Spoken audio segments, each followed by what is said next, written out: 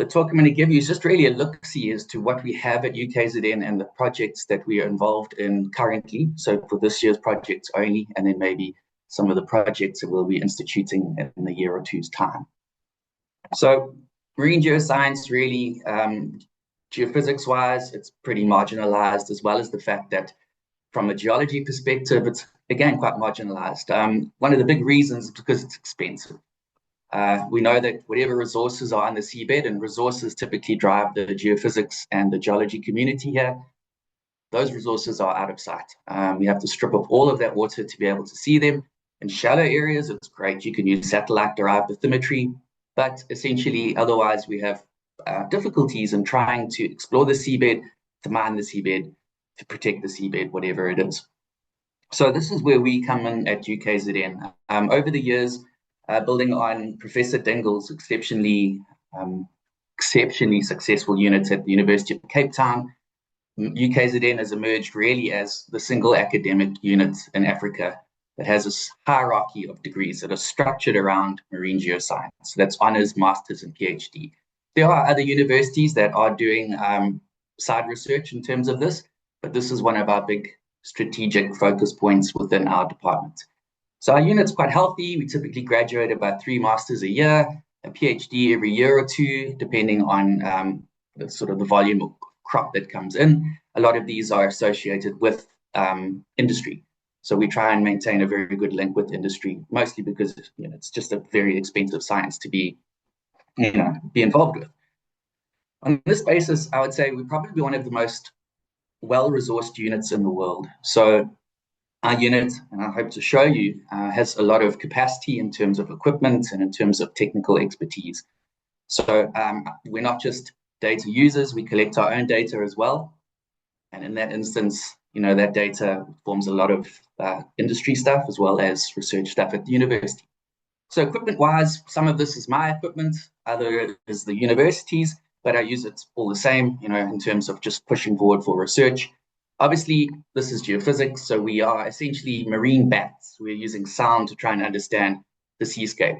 And we've got a whole bunch of tools to do this. So I'll skip through this quite quickly. We've got multiple different levels of seismic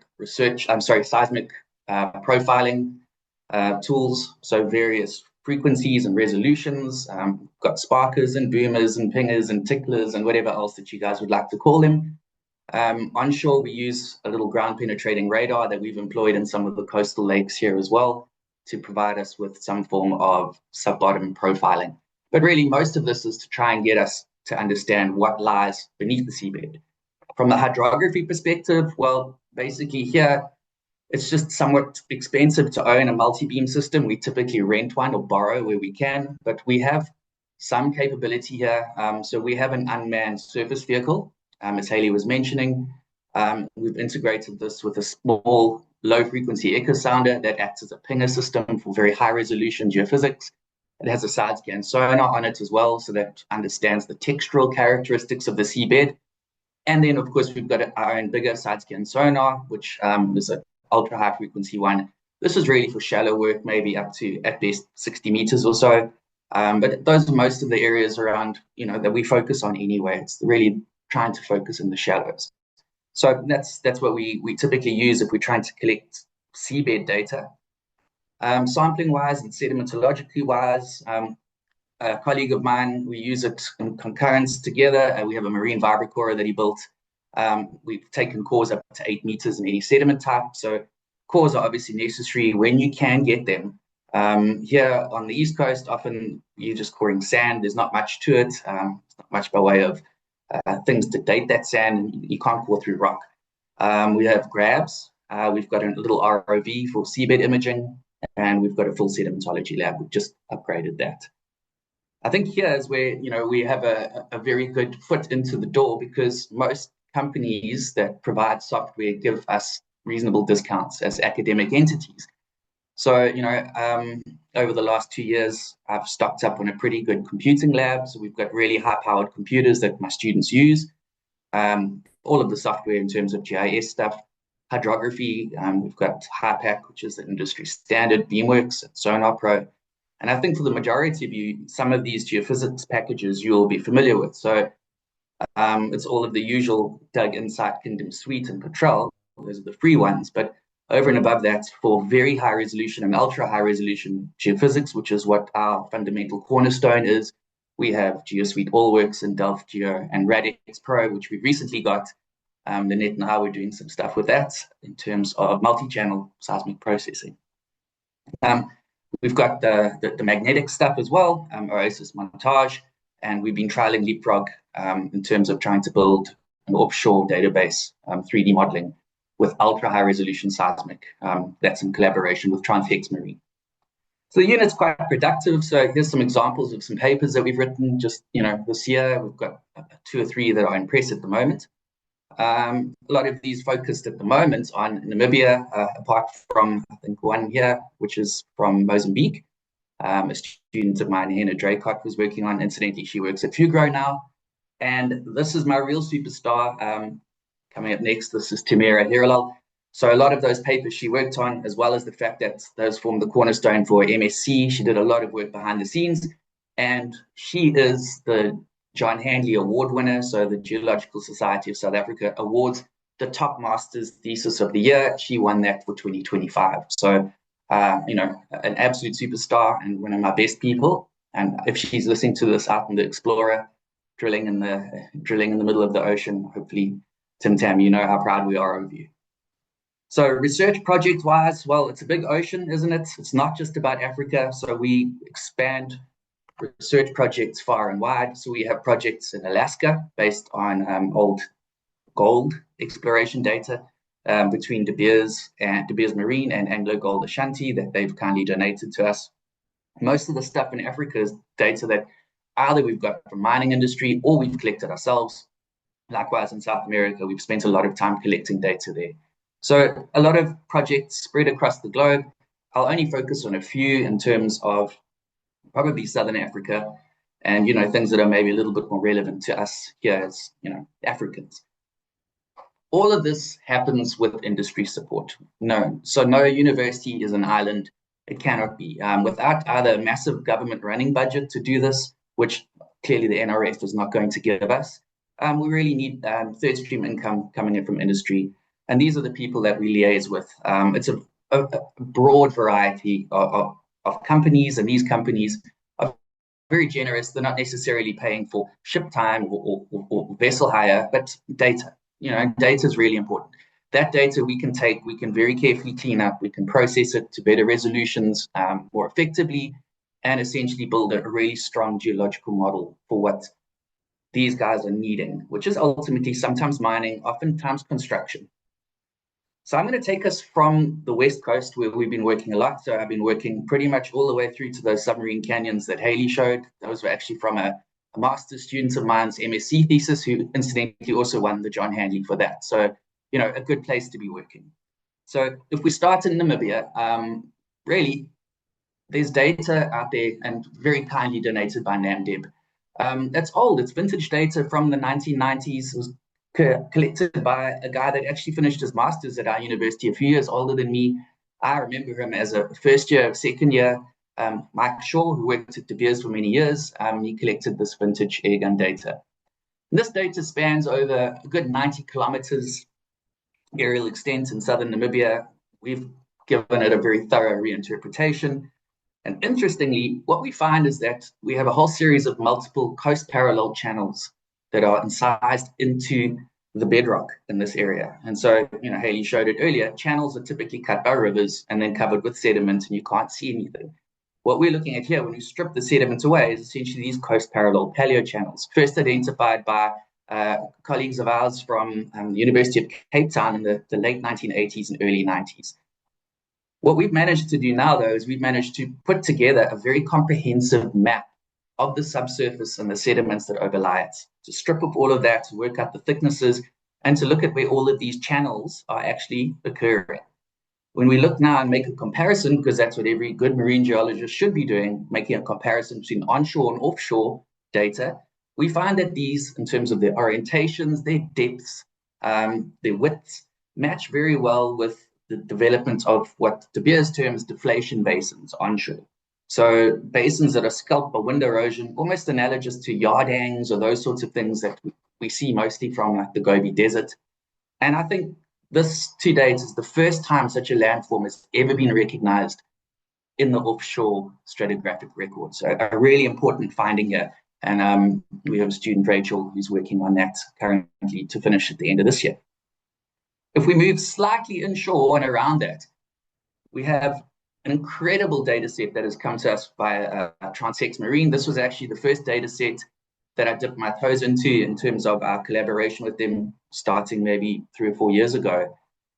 We've got a big multi-beam image here, and it shows some amazing stuff.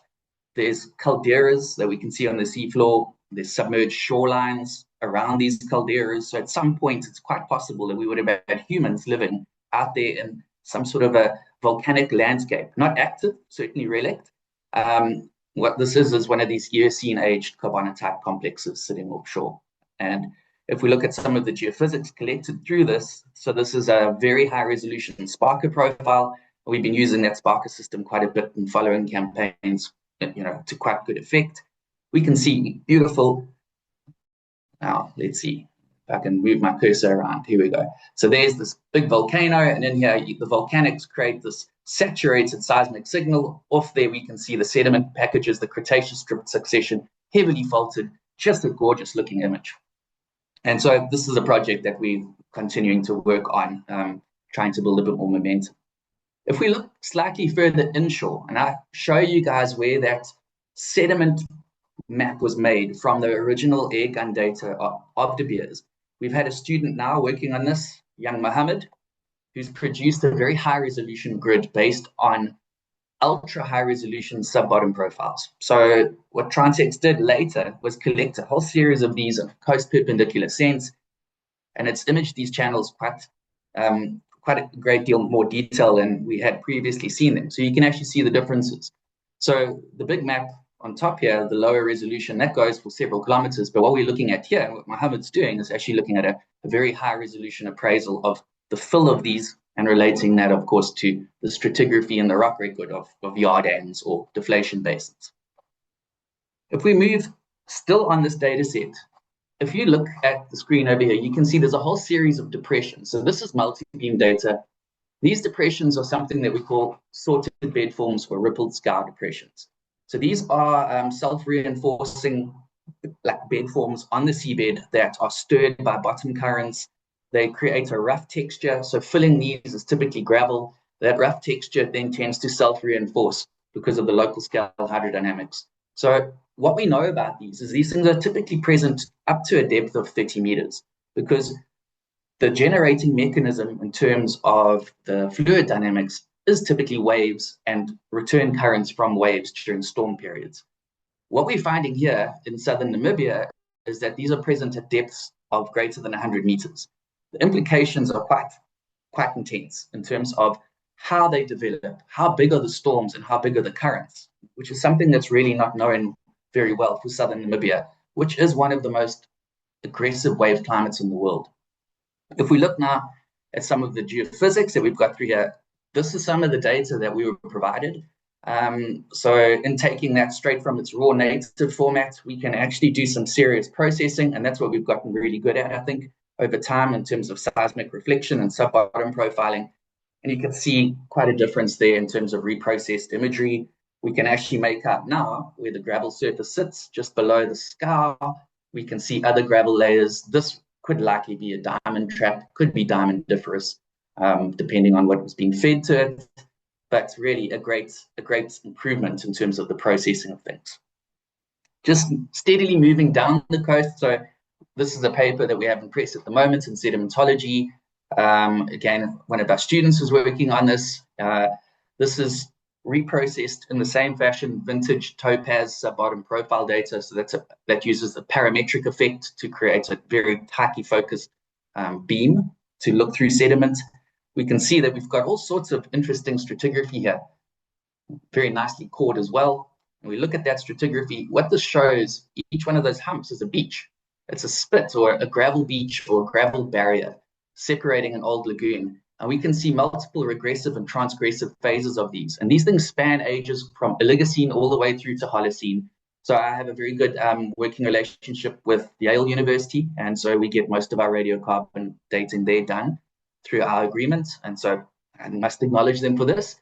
And you can see really these beautiful spits forming, moving subtly backwards and forwards over time. And what this has allowed us to do is to link geological preservation of modern, so what we see today as modern gravel, barriers and bed forms, to the ancient. And that's something that is oftentimes not bridged well between marine geology and sedimentology.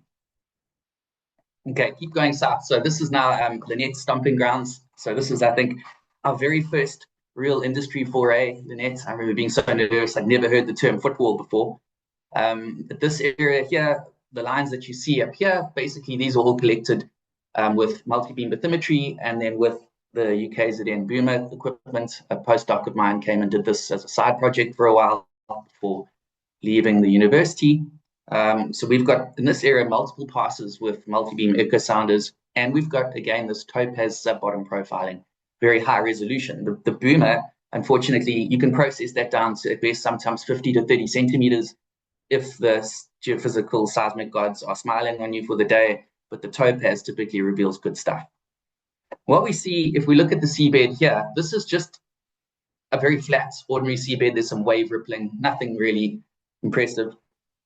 A subsequent survey reveals a seabed that looks like that. So almost like a monkeypox infected seabed is just all of these lumps and bumps, so hummocks and swales. And so for those of you that have done any form of geology, sedimentology in particular, hummocky and swaley cross stratification is a thing recognized in the ancient rock record, indicative of something we call the shore face, where waves stir it during storm periods. And basically, there's no real clear genetic mechanism for how it forms, no modern bed form relating to the sedimentary structure. If we look at this, this is the change that we can see.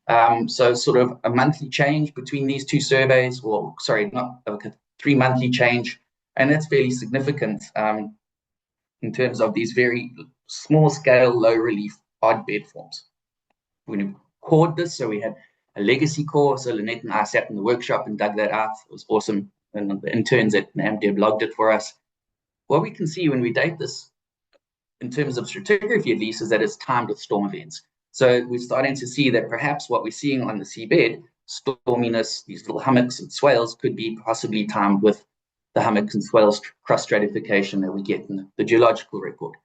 We take that one bit further, again, one of these heavily reprocessed seismic or topaz lines, that's not ringing. I've taken all the ringing out of that. Basically, what those are individual hummocks and swales that are preserved beneath the seabed. So essentially stacking one on top of the other to produce really hummocky and swaley cross stratification. I think that is going to be a really nice addition in terms of linking process, modern sedimentology with geophysics to the ancient rock record. So let's go to South Africa now. So South Africa on the West Coast is an interesting place. There's multiple concessions there in terms of mining, many different people with different interests. It's managed by a diverse suite of entities. There's marine protected areas, there's oil and gas. A lot of the data that we're going to use, it's highlighted in these 3 areas, these yellow areas, is essentially a mix of data collected by UKZN and also by TransHex, and then with interns from UKZN. So a lot of our students have interned, so usually a 6-week to 8-week internship. They go to sea and they learn how to do this from a working environment. That data comes back to us. Often we then just very carefully process and interpret it, because we're not, having to move a vessel to go mine or do something. We can take our time. We can really produce some good stuff. So to start off with, this is really shallow geophysical exploration. So this is off Alexander Bay. So if we look in here, there's the little harbor. Got a lot of multi-beam that we've collected over time here, and in particular with that multi-beam. So this is done with the conjunction of Subsea Superior, which is a diamond mining company operated by diamond divers. So they've got the idea that seeing beneath the sediment is the best way to do things, because typically diamond divers will dive within rugged boulder fields, that type of thing, and rocks that are exposed. Here, instead, we're looking at the bottom beneath this. And we can see this is a very shallow, high-resolution sub-bottom profile. This is NMR data. Hey, you alluded to that. This is a slightly higher-powered NMR system that we've been using. And we can see quite clearly these high amplitude lines over here, these reflections, that's clay. So we've been digging into this. We've had transects. This is a conglomerate that caps things. Interestingly, beneath that conglomerate is actually often where you find diamondiferous gravels. The really good ones too that are coming in with like Oligocene age suites of gravels with colored pebbles, really good stuff. Yeah, so this is really good high-res geophysics, much better than the typical chirp data that is collected by, most people in shallow water. And this is currently being facilitated by one of my postdocs, Dr. Luke Engelbrecht. If we go seawards now, so if we look slightly further out towards the inner shelf edge offshore Alexander Bay, there's some really strange things going on there as well. So most of this area, this is in the Diamond Concession 3C, so up here. If you can see my cursor, most of this area is relatively flat seafloor until you reach the deeper portions and you get all of these unusual parallel and symmetrical crested bed forms. So we have an honors student currently working on this. Sino has been working day and night to make some of these beautiful maps that I'm going to show you. So if we look at the topaz data through there, again, really important stuff. You can see quite clearly we've got these lumps. This is very vertically exaggerated, mind you, with a core of material, mostly high amplitude, chaotic looking reflections within that. And those are ultimately influencing the surface. Because at first, when you look at this, you think these are wave ripples, but there's no ways we are having waves breaking at 155 meters water depth. Instead, maybe this is something where we have internal waves, which is waves that break along density contrasts in the ocean occurring at those sorts of depths. We're in the process now of trying to figure this out. But this is what a lot of digitizing is done. So bear in mind that these are at a 50-meter spacing in terms of lines. So this is thousands of kilometers of digitizing. Sino's managed to produce this beautiful mobile sediment layer. That's the isopack in terms of thickness. If we extract that, these are the relic sediment bodies beneath. And if we look further, that is the surface of them, exactly the same as what we see in terms of the multi-beam. So those are imposing control in modern day seabed. What has formed these? Was it something like an internal wave, or are these submerged shorelines? So we're waiting now just to analyze some of the sedimentological data, but it certainly looks like these are actually old storm-driven deposits that have since been blanketed. That's my feeling, but don't quote me on that one. This has been one of my most favorite exploration projects ever, in that we've been also looking at the Namakwa mud belt, and I put it in inverted commas. So what we see here, this is young Jazzy Extian, who is doing her master's at the university. She's produced a very, very high resolution map of what people consider the mud belt, the Namakwa mud belt, the southern portions of it. So this has long been thought of as a mobile sediment layer, mostly like a nepheloid layer of fine muddy material. And it's been considered the southerly extension of the Orange River Prodelta, which makes very little sense because to me, the littoral drift is consistently moving from south to north. How has this transpired? Well, the first thing is that in mapping this, it's very, very uniform. And when we cored this, well, it was cored, as you'll notice here, not really muddy. In fact, this is mostly homogeneous sand deposits. So we've been referring to this as the sand belt. We look at the shape of it. In particular, we focused quite heavily. Let me find my cursor again. Sorry, I'm operating on two monitors here, so it confuses me. Down here, there's a very thick lobe of sediment, and that looks to be a combination of the olifants and the Berg rivers forming a big low stand delta, sandy delta down there. Excellent in terms of heavy minerals, perhaps, but muds are very scarce. We've obviously submitted materials for dating. The ages for everything are pending. I'm waiting for dates to come back from Yale. So another student of mine here, she's been working now on a smaller area. So this is about a 1:50,000 block, give or take. I remember comparing it with some of the blocks overlaying. So very good high resolution multi-beam data, very good backscatter data. So this gives us an idea of the textural characteristics of the seabed. Here's taken a step further. So she's mapped out all of the acoustic facies. And of course, we have sediment ground truth data. So this map is really, really reliable. So we can see really quite a nice gravel bedrock control in the shallow areas and refining outwards, but very little very little mud. In fact, no mud whatsoever. If we look at the sediment thickness, so this is a 100-meter line spacing. So we've gridded it at about 50 meters.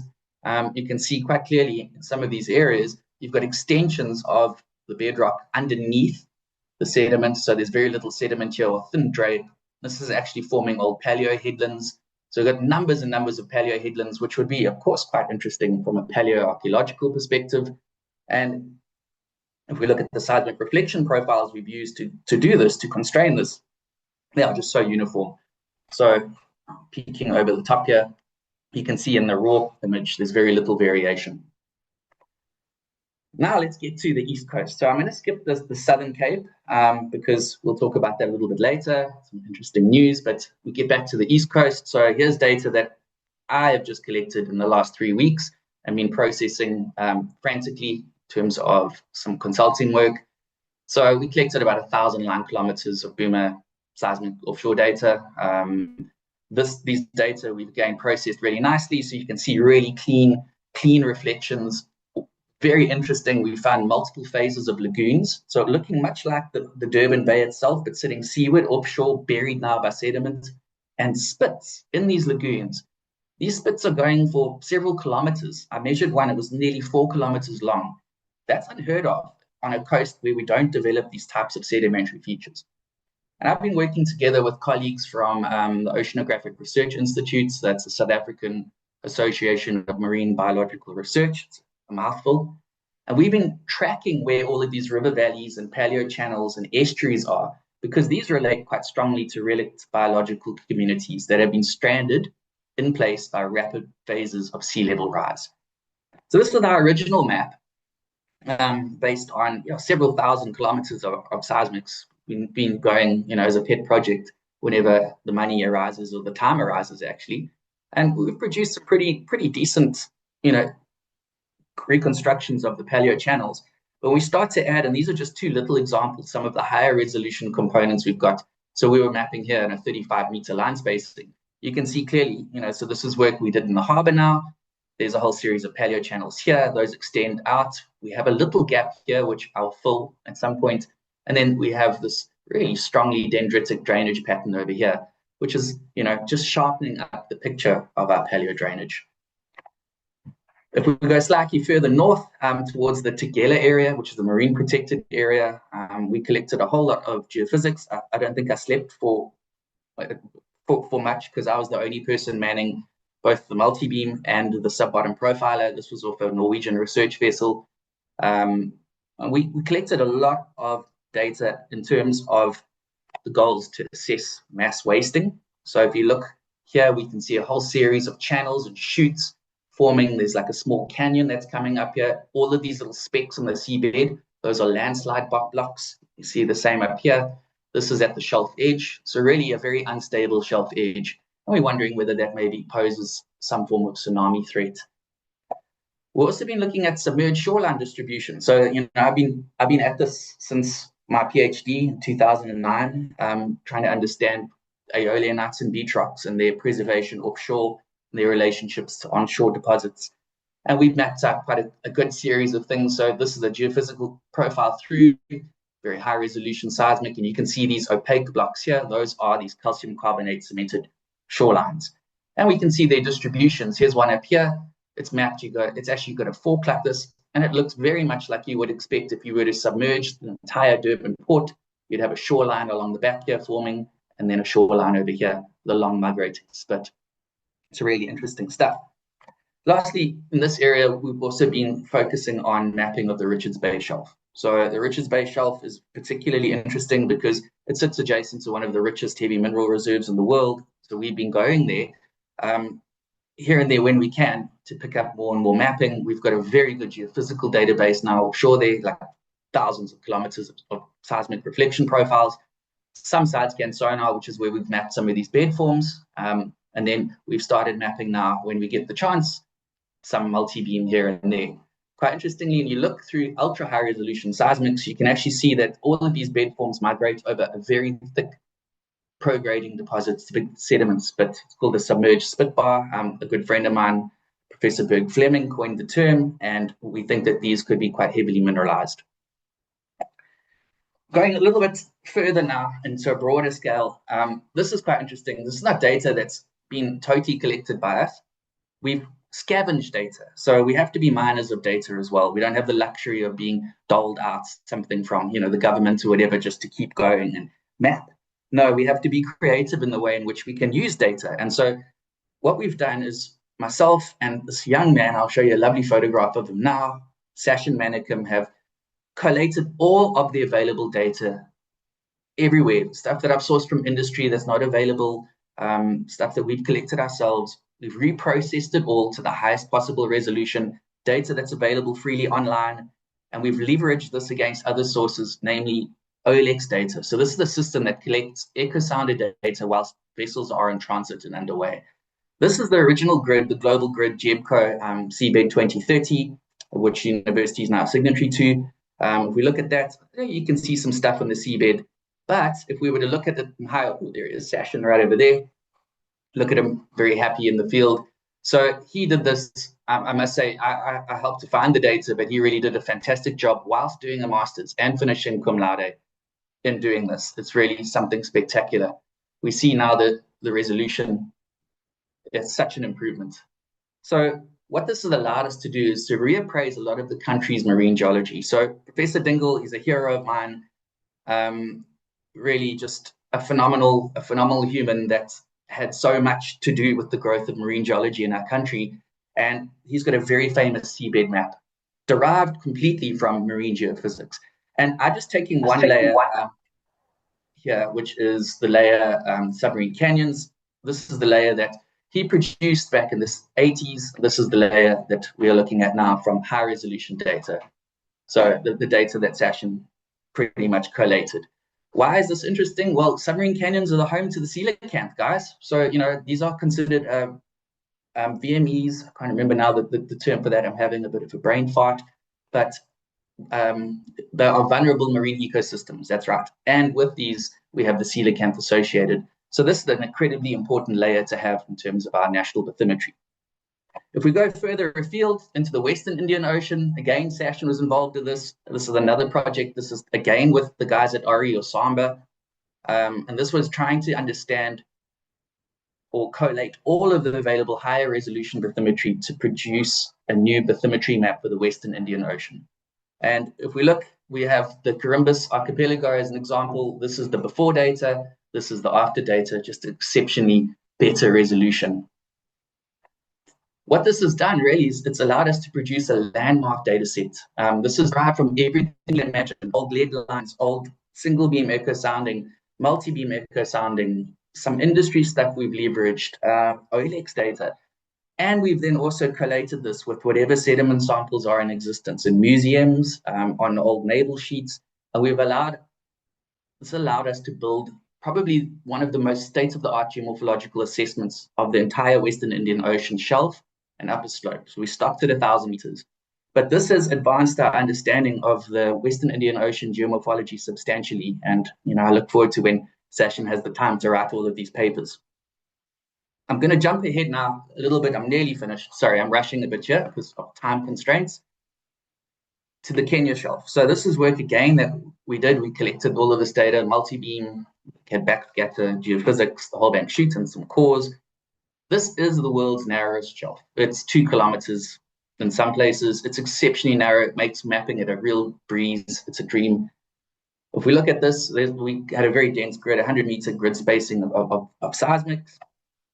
We use very high resolution boomer seismics. Those lines are just very long and condensed because that is a big area. I mean, it's like several kilometers, it was thousands of kilometers that we had to digitize.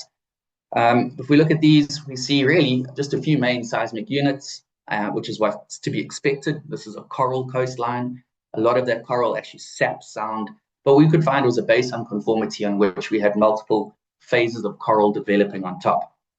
So all of these we could then map out. So these are the various surfaces and the isopack maps that we've created. And you can see that in many instances, we inherit older phases of coral growth, and those older phases of coral growth then establish new phases. And these corals consistently step backwards, and they step backwards in timing due to these massive rises in sea level associated with catastrophic ice sheet collapsing. So we're producing essentially what we call a far field record. Sorry, no, near field record, no, far field record, far away from the ice sheets of these major collapses in the ice sheets and the subsequent rises in sea level. This is critically important when we consider what the IPCC is predicting for sea level rise, which is a few millimeters per year at the worst end scenario. And we're showing here that it's at least 40-something millimeters a year. That's a dramatically increased rate of sea level rise. Well, I've got the animations, unfortunately, mixed up here. So let's go further afield. Hang on, where are all my images? Okay, you guys are going to have to just believe me. Let me restart this. Why is that done that? Give me a moment. Don't stress. No, I've had a technical malfunction. So you guys will just, for some reason, it's showing on my screen here, but not there. Also, I wasn't expecting this to drag on. Sorry, my computer battery's dying. Oh, shame.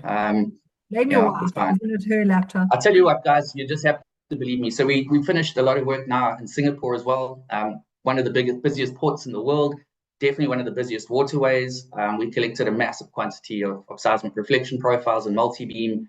We've been working with Nanyang Technological University there. So myself and a colleague went up there and did all of the seismic surveying, so all of that data. So that's in review now. So if anyone wants a copy, please, by all means, send a request. There we go. Lastly, news for 2026. It's not there, but we have just been informed that the Gullis Slide, which is the largest landslide in the world, located offshore, so directly off the Southern Cape coast, we will be mapping. So we've been awarded several million euros to go do this. This will be the first time that someone's dealt with this landslide since the 1970s and Professor Dingle. And to me, I think I could retire now. This has been something I've always wanted to do. I'm so chuffed. So again, we'll be looking for studentships on those. So guys, keep your ears and eyes peeled. And then this is the next one. Was going to pop up. We're also hosting the third international conference on seafloor landforms and processes. So this is the premier conference of seafloor mapping and geophysics. So we're hosting it here in Durban in 2026.